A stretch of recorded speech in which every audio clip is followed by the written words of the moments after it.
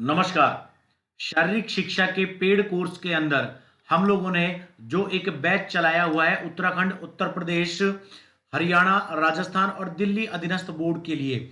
आज मैं आप लोगों को यह बताऊंगा कि क्यों हमने फिजियोलॉजी का टॉपिक उठाकर किन्सियोलॉजी में डाला।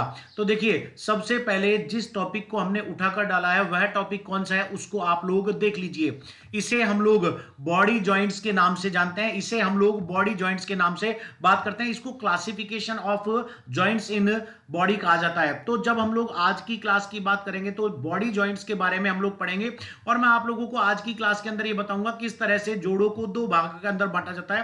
पहला गति के आधार पर, दूसरा रचना के आधार पर। और फिर इसी के अंदर हम लोग ये भी बात करेंगे कि जब गति और रचना के आधार पर बात की जाती है तो जोड़ चाहे गति के आधार पर हो चाहे रचना के आधार पर हो, लेकिन जोड़ों के अंदर जो मोशन होता है वही मोशन उनकी बनने का आधार बनता है, मतलब वैसी ही रचना उनकी बनती है।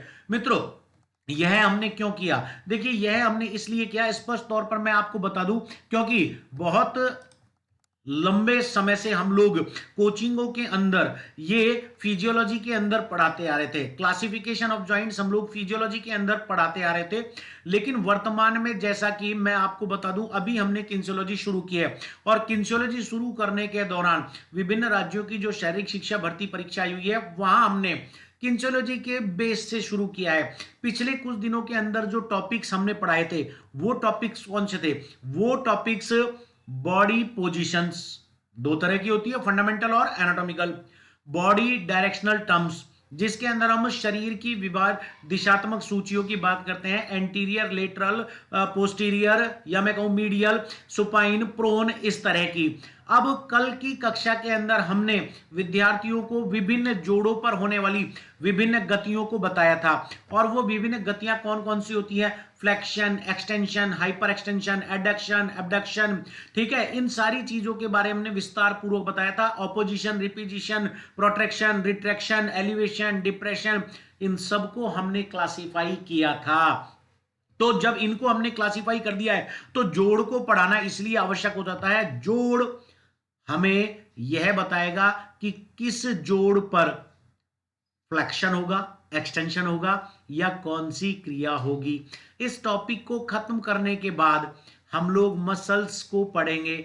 मसल्स का विस्तार पूर्वक अध्ययन हम लोग फिजियोलॉजी में करेंगे, लेकिन यहां मसल्स को ऑन बेसिस ऑफ कैरेक्टरिस्टिक्स, उनकी गुणों के आधार पर हम लोग पढ़ेंगे, क्योंकि प्रत्येक जोड़ के ऊपर जो भी क्रिया संपादित होती है उसके अंदर बल सदैव मांसपेशियों द्वारा पैदा किया जाता है। मांसपेशियां अपना बल तो पैदा कर देती हैं, लेकिन इसको हड्डी को कैसे ट्रांसफर करती है? मांसपेशियां अपने सिरे के अंतिम छोर मतलब टेंडन के माध्यम से हड्डी को ट्रांसफर कर देती है। यह भी एक स्पेशलिटी है कि मांसपेशी जिस हड्डी से पैदा होती है उस हड्डी पर मांसपेशी कभी भी अपना बल ट्रांसफर नहीं करती है, अपितु एक जोड़ को पार करते हुए दूसरी हड्डी पर जाकर अपने फोर्स को ट्रांसफर कर देती है। किसके माध्यम से? अपने टेंडन के माध्यम से। तो इन चीजों को क्लासिफाई करने के लिए हमने फिजियोलॉजी का क्लासिफिकेशन ऑफ जॉइंट्स ये टॉपिक आज की क्लास में इंट्रोड्यूस कराने का काम किया है, ताकि आप लोग ये डायरेक्शनल टर्म्स और basic movements, fundamental movements of body को अच्छे से समझ पाए। तो जब हम इनकी बात करेंगे तो आपको बताएंगे कि खोपड़ी से लेके और टो तक कितने जोड़ होते हैं, प्रत्येक जोड़ के आसपास कौन सी गतियां होती हैं, साथ ही साथ प्रत्येक जोड़ पर कौन सी मांसपेशी प्राइम मूवर का काम करती है, कौन सी मांसपेशी इंसर्शन और ओरिजिन होती है। तो इन्हीं सब चीजों का हम लोग काम करेंगे।